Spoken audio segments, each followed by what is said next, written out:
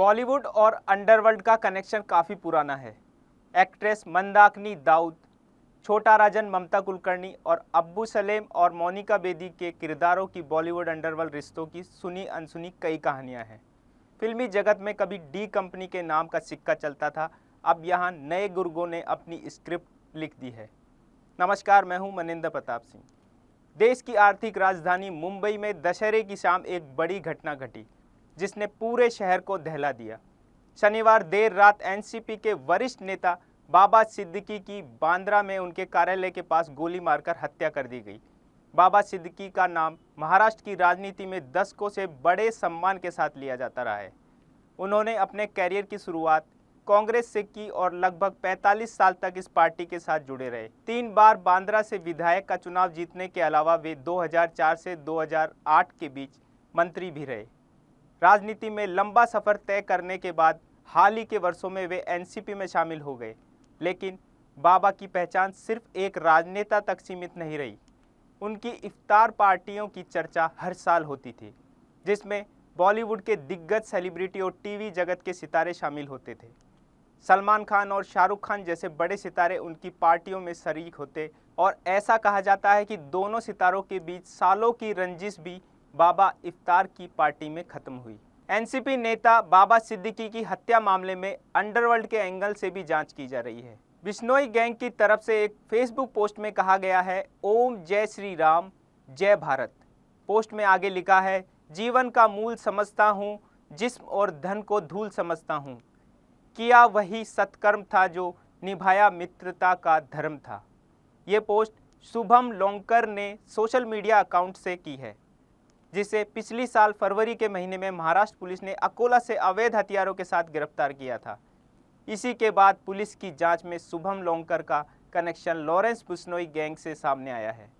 उसने पुलिस को पूछताछ में बताया कि उससे विदेश में बैठे लॉरेंस के करीबी अनमोल बिश्नोई से बात की। दोनों वीडियो कॉल के जरिए बात करते थे। साथ ही पुलिस की जांच में उस वक्त शुभम लोंकर ने यह भी कबूल किया कि उसकी बात वीडियो कॉल के जरिए लॉरेंस बिश्नोई से भी हो चुकी है।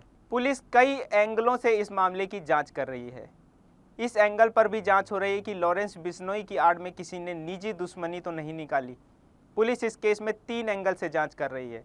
सबसे पहला एंगल एसआरए प्रोजेक्ट है। इसमें आरोप था कि बाबा सिद्दीकी ने पिरामिड डेवलपर्स को बांद्रा में डेवलप हो रहे स्लम प्रोजेक्ट में मदद की थी।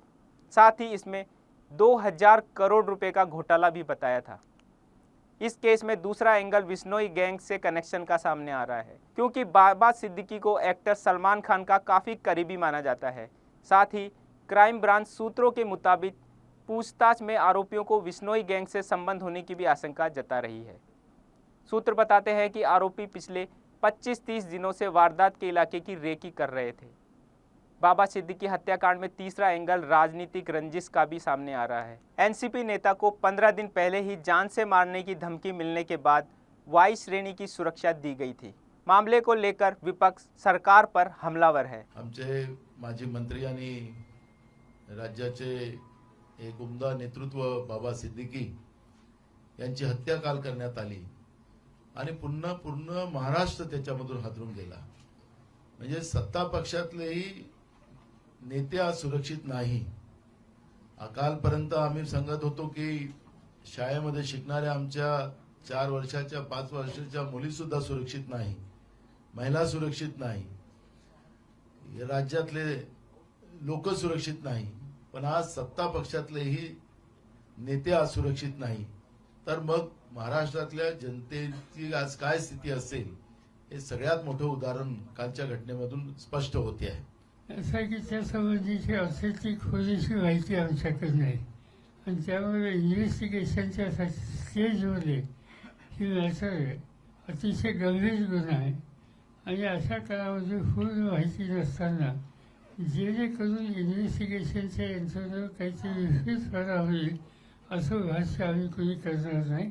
ही जबाबदारी राज्य सरकारची, गृहमंत्र्याची पूर्णपणाने आहे आणि त्या संबंधीचे रिझन हे त्यांनी देता येत नाहीत हे दिसतंय, तर त्यांना सत्ता त्याग करण्याशिवाय दुसरा पर्याय नाही। एक गोष्ट नक्की की समजा अटका झाल्या असतील तरी एवढी ही हत्या होईपर्यंत 2-2 पोलीस कमिशनर असून त्यांचे सगळे इंटेलिजंट काय काय सगळे मोठी म्हणजे अगदी आमचं सरकार होतं तेव्हा नाना पाटोळेंचा फोन सुद्धा टॅप केला जायचा.